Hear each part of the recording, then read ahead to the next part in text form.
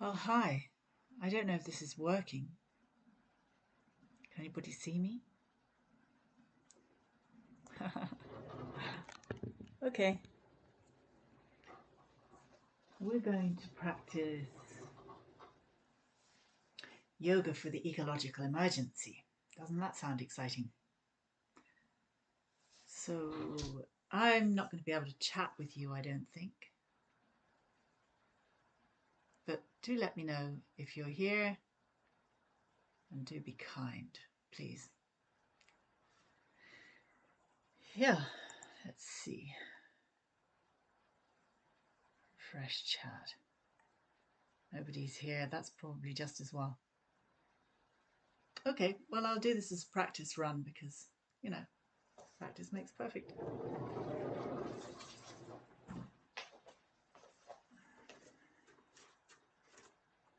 Now, I don't know what the sound quality is like, but I'll soon find out.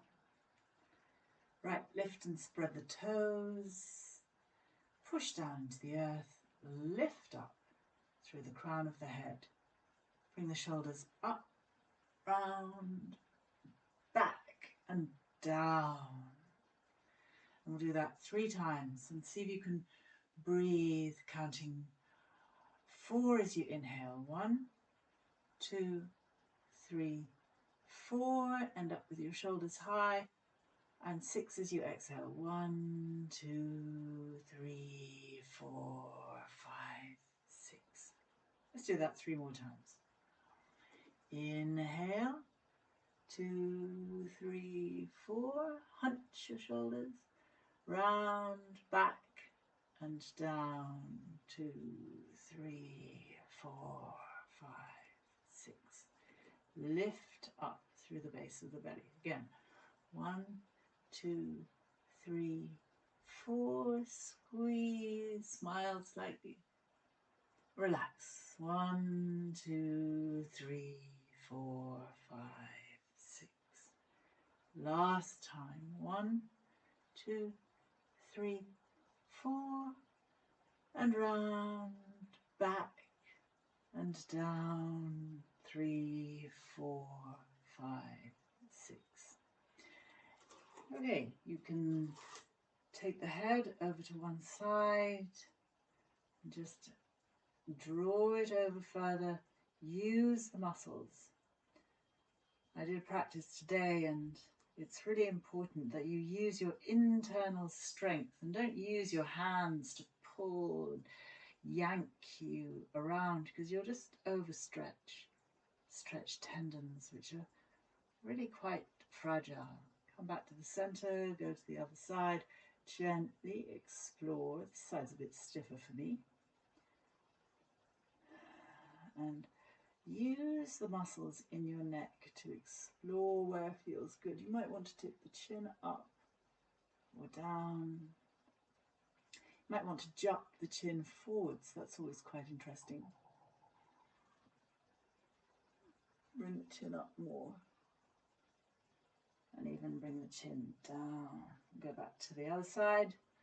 Once more each side. And again, get into this. 4 counts as you inhale. And 6 counts as you exhale. Push over. Draw the lower jaw forwards. Wrap the lower lip over the upper lip. Jut the chin forwards.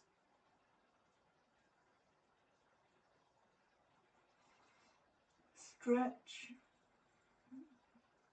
Can't speak while I'm doing this. And then bring the chin down. And stretch there. You can keep the lower lip jutted forwards, or jutted or wrapped over the upper lip if you want to give yourself a bit of a stretch in the neck and face. Do a bit of face yoga as well. Lifting the chin high.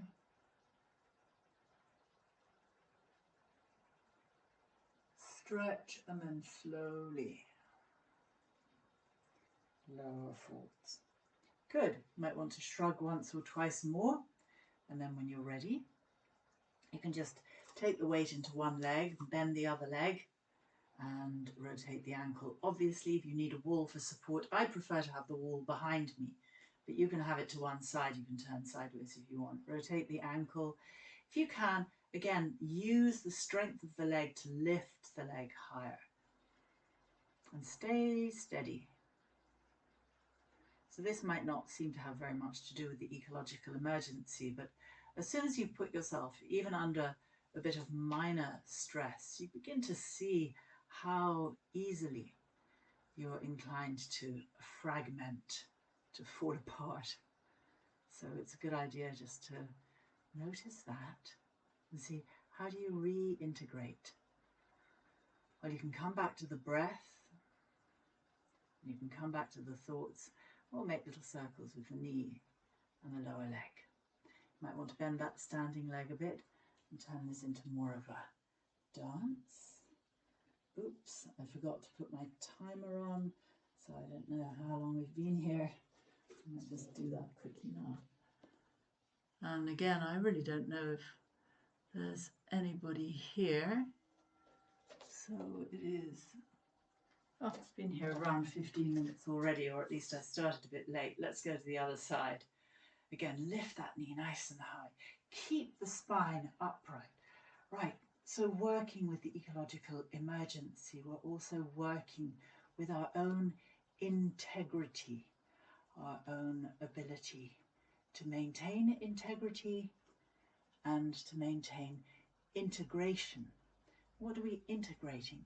We're integrating our entire experience, and that includes positive and negative. So make circles, like you're stirring soup with your foot, and it might wobble a bit. That really doesn't matter. And you can bend the standing leg a bit and take those circles a bit wider. You can go one way and then the other way.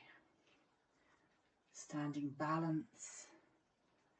Oh, it's really good for coming to terms with the dynamic nature of your own existence. And in the practice that I teach, I'm not teaching how to become perfect, because we never become perfect, because we're always becoming something else. Let's do a bit of teacups. Normally I'd suggest spending about 5 minutes on that first standing posture where your legs are together and you're focusing on your breath, and then you just do shoulders and neck, and then about 5 minutes on the dynamic standing stretch, and now about 5 minutes on this wide-legged stretch, which is kind of a version of warrior, or will be in a minute, and all those other standing postures like prasrita, padottanasana. So no, not like prasrita padottanasana, like parsvakonasana. So you turn slightly to one side, bend one knee, slightly to the other side, bend the other knee, and you can actually bring your hands up so that the palms of the hands face up. Now we're bending both knees, turning the toes out slightly. Stay here. I hope you can hear the robin in the garden. Really beautiful. And it's as though you've got teacups in your hands and you don't want to spill the tea, so you can turn your wrists any way you like, but be careful not to spill the tea. It's just a way of getting a bit of a stretch, and also you can go quite dynamically, bending one leg, straightening the other, reaching those arms all around, and you'll get this sense of getting into the movement of the spine, movement of the body, legs and arms, and it's really quite dynamic, moving all around. It's really nice to do this with music. Stretch up, open the chest. You can do it any way you like, so you really can't go wrong with this practice.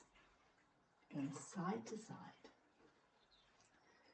stretching one way and then the other, reaching the arms up, all around, down, forwards, opening, and then to the other side, all around, forwards, and opening. And just keep going like that. You can go all the way around and turn it into a bit of a twist. Again, reach it up, take the arms out to the sides a bit, around, go back to the other side. There's really no right or wrong way. That's, again, an essential part of what I'm teaching, which is this notion that really you need to find out what works for you. No guru, no expert is going to be able to tell you exactly what is right for you. So although these stretches are good, you may need to be less dynamic, you may be able to be more dynamic, you may be able to move faster. You can come to the middle, and when you come to the middle, turn the toes out. This is a good stretch, goddess pose. Knees are wide, sit back, have the hands balanced, palms facing up, and then bring the palms together, palm over palm, or you can, as though you're cupping a great bowl. It's almost as though you're cupping a bowl in front of the pelvis, which represents the pelvis. And as you sit down into this, you can lift that energy up, stretch it up, and spread it all the way around. So lift as you inhale, 2, 3, 4, and exhale for 6, 5, 4, 3, 2, 1. And just do that twice more. Inhale, 4, 3, 2, 1, and exhale, 6, 5, 4, 3, 2, 1. Okay, then you can stand up and you'll probably feel that that's warmed you up a little bit. And now I'm just going to stand for a moment and feel the effect of those movements on your mind and on your body. And we'll come down into a seated posture. So in classical yoga, there is a practice called tumo, which I'm really fascinated by. And it is the practice of creating inner heat. What might you think is the value of creating inner heat in a world that is already heating up? Well, in a sense, it's taking control back and showing that you have the resources to create energy within yourself without having to rely on external energy sources. And I say that with a smile because I've got a heater on in the room as I sit here, but I normally do about 20 or 30 minutes, it's usually 30 minutes in all, of a yoga practice, an asana practice in the morning. And when I'm practicing asana in the morning, I do what's called hardcore yoga. So I do yoga for the core of my body. Quite early on in my current work on my core, it's very important for people who are in their 50s, particularly women, to really work on keeping the core strong and strengthening the upper body, because we are prone to osteoporosis and also to weakness in the back. Particularly if you've had a baby, you might feel that your back has become a bit weak or your abs have become a bit weak, so strengthening them is so important. So sitting here, you can lean back on the elbows, keep the spine upright, keep the chest up, and then bring both knees in, and then lift the legs up at a 45-degree angle. Obviously, you've just eaten. This isn't a great idea, and we ate about an hour ago, but we ate a little more heavily than I expected, so I'm going to be gentle. Stretching out, about a 45-degree angle. See if you can hold, and then exhale as you bring the knees in. Inhale out, exhale in. It's a kind of modified boat pose. So you keep the chest lifted, keep the heart lifted, keep the spine strong, and keep going. See if you can do 10, 9, I'll do 10 with you, 8, 7, 6. Inhaling as you reach up and exhaling as you bring in. 5, nice and not too fast. 4, 3, 2, and 1. Hold it slowly. Lower the legs. You should feel a bit warmer. So I'm going to move on because I'm going to finish this early because it's really just an experiment. I'm going to move on. Oh, we better do a counter stretch, I suppose. Lie back. Keep the knees bent. Keep the toes pointing in slightly and lift the hips up. Bridge pose. See if you can avoid using your arms to press down. Use the internal structure of the body, so you're focusing very much on the internal structure to lift you up. And then slowly, slowly, slowly, from the top of the spine down, replace the spine on the floor. You can do that twice more. You can have the elbows out to the side, the hands behind the head if you want. Lift, hold, feel the stretch at the front of the quads. And slowly, slowly, slowly, see if you can lower vertebra by vertebra from the top of the spine all the way down. And relax. And just once more, push up, pelvis high, hold it, feel the lengthening along the front of the quads, and then slowly, slowly, slowly, slowly lower back down. Okay, you can wind screen wiper those knees from side to side, and that's really all the asana practice we're going to do. So actually I have managed to warm myself up to the extent that I no longer need the heater, which is great. I'll put the light on and turn the heater off. I have taught live on Insight Timer and on Zoom, but never on YouTube, so this is a new experience.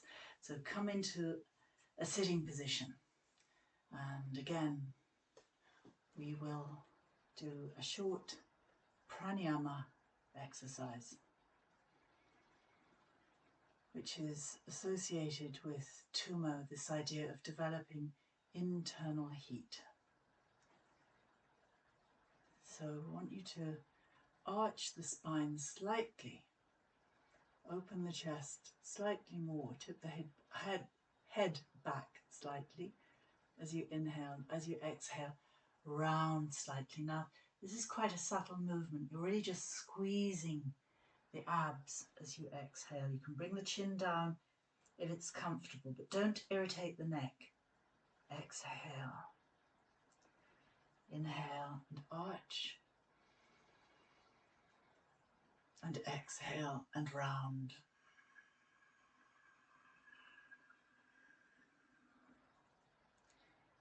Keep going like that. Inhale and arch, and exhale and round.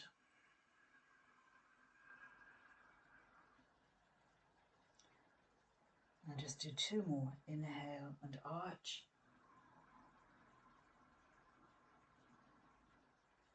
exhale and really squeeze the abs and round.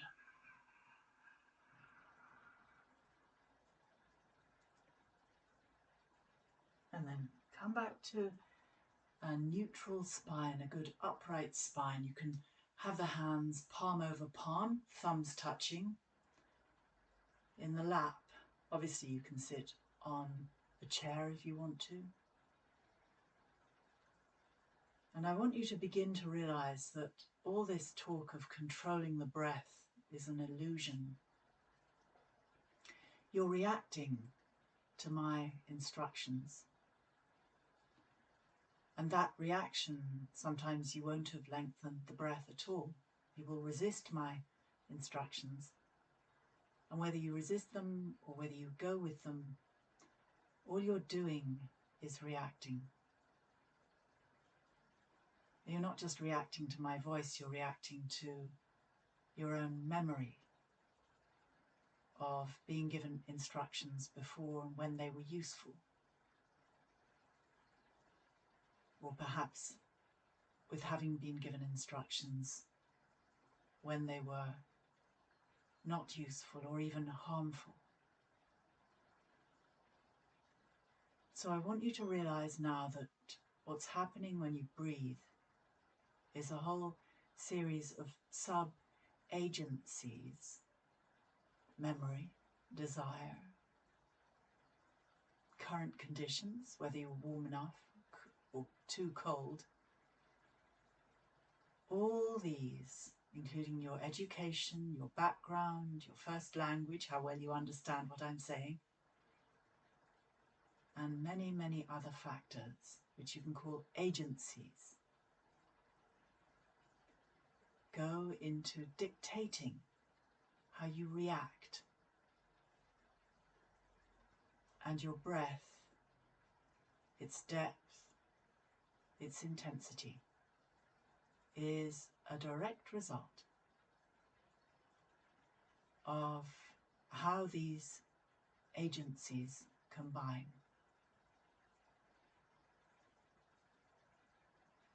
So rather than reacting, right now, you can practice responding. And responding means being responsive. That is, watching and realizing that you are both the observer, the person watching your breath, and you are also the person breathing. But of course you are not two different people. There is an interaction between your ability to watch, or as I call it, to realize what is going on while it is going on, and the thing that is going on, in this case, the breathing.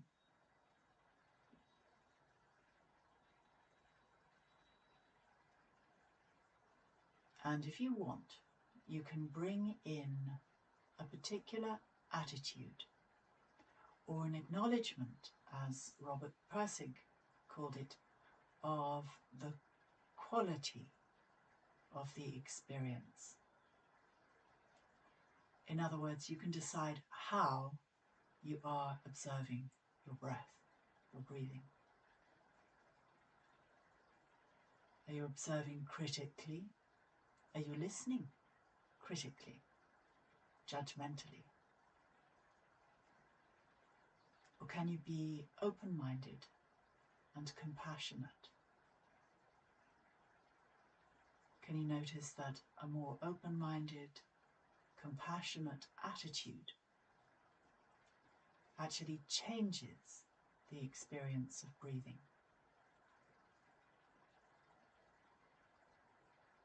Imagine if, as you breathe, you have the ability to allow yourself to breathe more kindly, in a way that's good for the system. What is the system? Well, there's the internal system, which includes your circulation. your digestion, your memories, your whole nervous system, including the brain, which includes your memories and desires, your emotional state, and your sense of how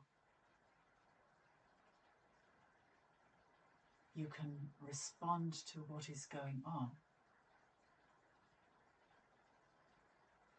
And what I would like to get across to you is that if you can respond to what is going on from a place of compassion or kindness towards yourself, but also towards other people, and even beyond, towards the more than human world,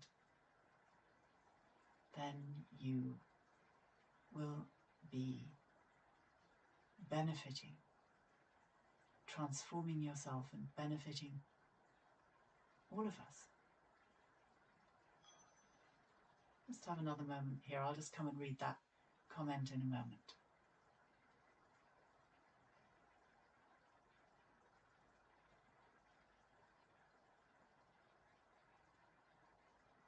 Let the breathing happen in a way that is good for the breathing.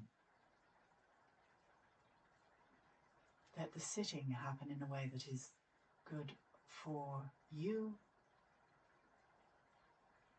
Let your face rest.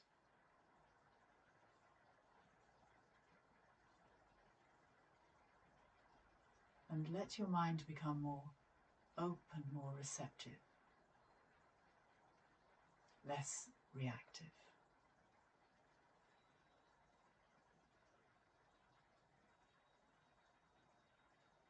Thank you very much for joining me. I really appreciate it. I don't know who's here. As I said, this is an experiment, and I don't think I'm going to go on for very much longer because I want to have a bit of a feedback. Yeah, I'm not sure about this, Fletch. I think that's something slightly inappropriate about the way that you're reacting to me, but we'll leave it there. I'm going to end the stream anyway. So, thank you very much.